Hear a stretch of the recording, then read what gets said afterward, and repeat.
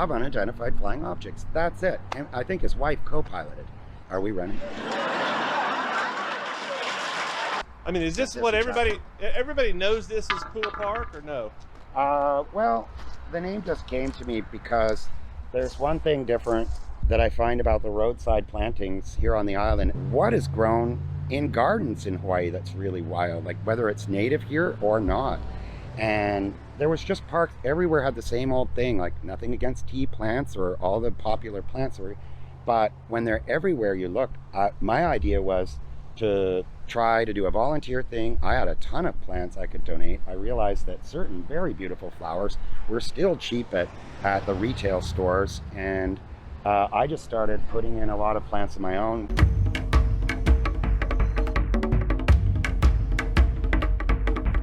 My name's Jordan Trudel. I started this community park in Hawaii. We got this roundabout complex that we're standing in the middle of put in approximately 4 or 5 years ago. We all sat back and watched as this rather unusual style of intersection was slowly constructed and traffic was detoured. And suddenly one day it was complete, everyone was using it, and there were these great big blank spaces like what I'm standing in front of now, was purely choked with weeds and guarded by these massive palm trees, this entire huge traffic island. And the roundabout was covered in a few hapu'u ferns, a fern tree that were half dead, and weeds as well. The mowing crews would come twice a year, and you needed almost twice a week in our rainforest environment. At the end of a personal crisis for me, I came out here, and because I did this for a living when I was working for the city of Toronto, I did intersections and parks as a gardener. I came out here and just started donating all the extra plants I had and using the skills that I learned working in a civic gardening environment, which is a little different than home gardening. Boom, I had a fair bit of what you see right here. And then I guess it then proceeded to a Facebook group. It grew from there. We got volunteers that would help me come out and weed, and even some of the local politicians eventually came out. One of them even hauling gravel for us. It was just fantastic. That would have been Matt Kleinfelder. And the support has been pretty good in that regard. Like, nobody fought me. I really, as a person that did this for a living and that notices this in civic design and stuff like that, I was offended that the civic authorities, and I don't know at what level, abandon us. Like, they put in a few trees to pay lip service to giving us an acceptable intersection, which is possibly one of the busiest on the entire island. And I believe we're at least 250,000 people now. And I had to drive by this massive pile of weeds, and I just saw it as potential beauty. And what it's transferred into now, we not only have volunteer labor, we have people donating money, and so it's expanded all around the intersection. We've been able to buy a few trees and shrubs, move up the ladder of cost, not just cheap bedding plants, which were nice, but they were inexpensive. And it's just grown and grown. And all the worries that I had about a project like this, about I'm just going to spend a bunch of money and a bunch of bad people are going to steal them all, has not really happened at all. And I should have trusted my experience in that. Thieves don't steal plants usually, or when they do, they're crazy middle-class people. They're not desperate people. You can't fence plants. And it's been wonderful. Everyone, I suppose even the thieves, have said, this is cool. I'm not going to ruin this or fight it or whatever. Though there are people that would love to see me arrested. You want to tell that story? Well, as somebody who understands human psychology, I know what's going on.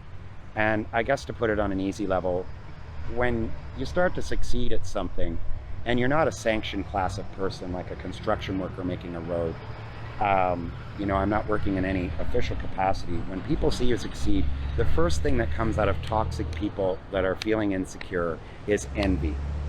And if they haven't had a say in what's going on here, that's sort of how they're going to get their say. And I always invite them to come out and talk to me, come here, and even though they're angry or resent me, come here and tell me your idea.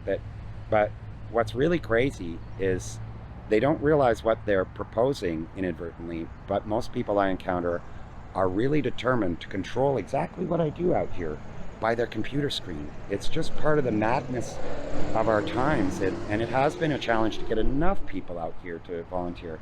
And You're talking about everyday civilians. yes, if I open this subject up, images up, messages up, concern that we maybe had a few flowers stolen and I want to notify the community, I get a rush of people that are very, very positive and say, thank you for all you do and I'm sorry that happened to you.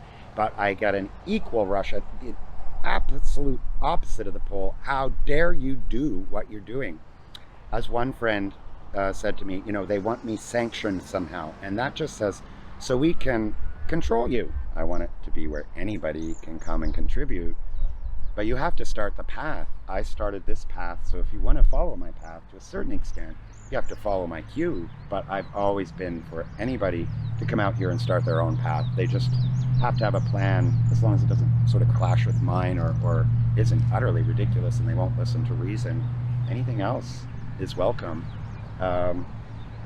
So you're welcoming other absolutely botanists and artists. No, that's the thing is we have a mosaic artist who does our signs for us and things like that, and is going to be decorating other objects that we put in. But actually, that's a lot of people will have a lot of things, good and bad, to say online. But even when I say you have something negative to say, why don't you show up and point to exactly what you mean, and I can explain it to you better. Basically what I'm trying to do here is give a reason for people that we have a beautiful sidewalk throughout this whole area, crosswalks, the only place in the state of Hawaii where the pedestrian has the right of way, following a sidewalk that tours through the various beds and stuff very nicely, as well as you can drive the route. But I'm putting in benches. I want to encourage people to get out of their cars. What's going on here is hardly unique to our area, to Hawaii, to the United States. This is a worldwide phenomenon known as guerrilla gardening. I'm sure a lot of people are wondering when they see me, who's permitted him to do this? And you have to kind of think it through. It's how we're conditioned. That I've never heard of any body of legislation in any country, especially in the West, that says that you can't plant a flower or anything else that can essentially be removed on a moment's notice on public lands that are otherwise undeveloped. And if people realize that they don't have to put up with the ugly scenery in their neighborhoods, their tax is paid for it, and if they're not damaging it, committing vandalism or other illegalities, get in there and plant some flowers. Make sure, it rarely happens, but make sure if you're going to put in a bush or something that you aren't blocking vision or something like that, the obvious common sense things. But other than that, and absolutely, if you have police or other busybodies try to interfere in this, explain this to them. That's the story of this. Happens all over the world, and the way that happens is, who on earth would wake up the next morning to the beautiful sight of where was a pile of garbage and crumbling concrete or something like that in their community, and someone had cleaned that all up and planted a few rows of beautiful flowers for that summer? If you think about that, the only person that's going to have a problem with that, they have a problem. And believe me, we encounter that type, but the vast majority of people approve. And the local politicians that have their finger on the pulse, they absolutely knew instantly, knew pretty quick after I was out here and became very visible. But for me, it's been learning to be confident and assert myself in the face of your critics. Believe me, your critics can be devastating. You can have 500 people drive by and tell you you're wonderful, and you can have one guy stop the car and tear you a new one. And what do you think you're going to think about all that week? So, like I said, the horticultural therapy here isn't just for the patients. It's for the therapists too.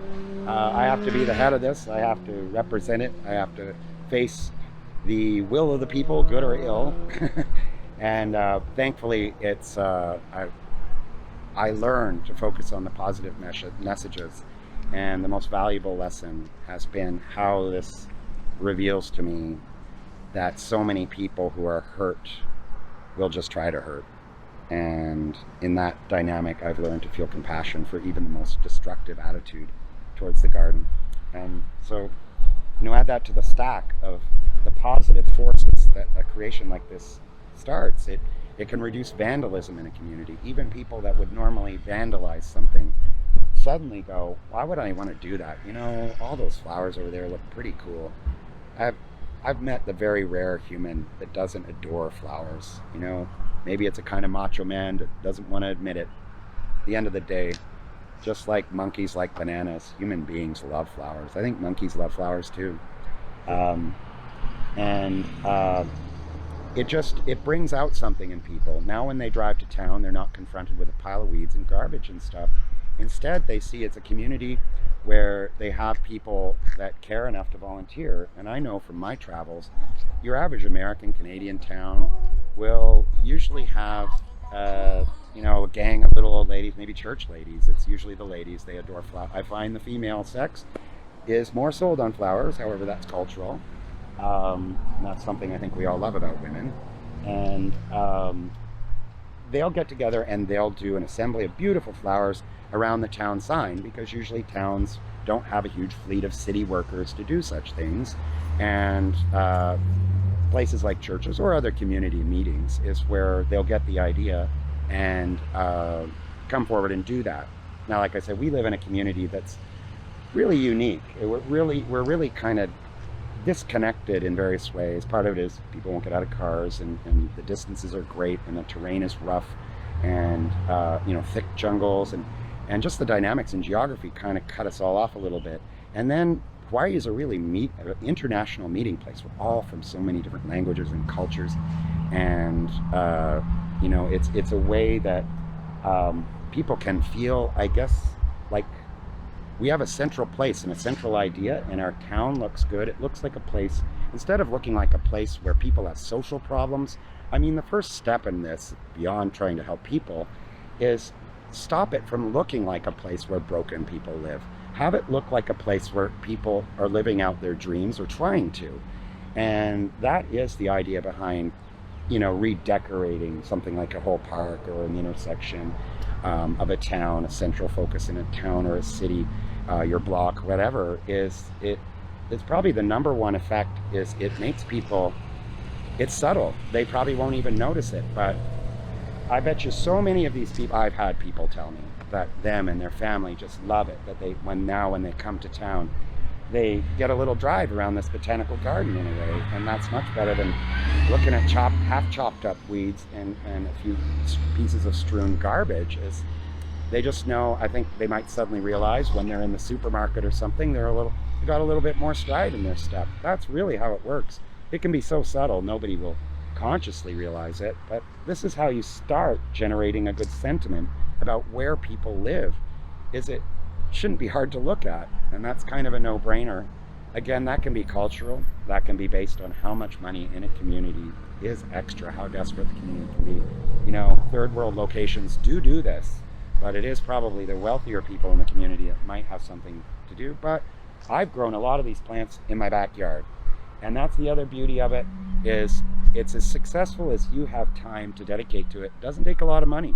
I started with one hydrangea plant and made I think I made 150 in my backyard. And if I had paid for that cash for this project, they're about $8 each. So maybe somebody's better than math than I am. That's well over $800. If you want to get involved or you're just interested, I am on Facebook. My name is Jordan Trudel. If you friend me, that will allow me to invite you to our volunteer group. Over the summer, we meet about once or twice a month, usually on Saturday mornings, and as early as the weather dictates. When it gets hot, we show up early as 7 o'clock. The best way to get in touch with that is to get on the Facebook group. So if you'd like to donate money to our cause, and we do, of course, really need money. That's how we buy our plants. We're all volunteers. Nobody draws a wage or anything like that. But there's both plants and some hardscaping supplies, like concrete, sometimes stones, gravel, other aggregate. Anyway, our GoFundMe.com account is Pua Park. That's Puapark, and I believe that's all one word. Pua means flower in Hawaiian.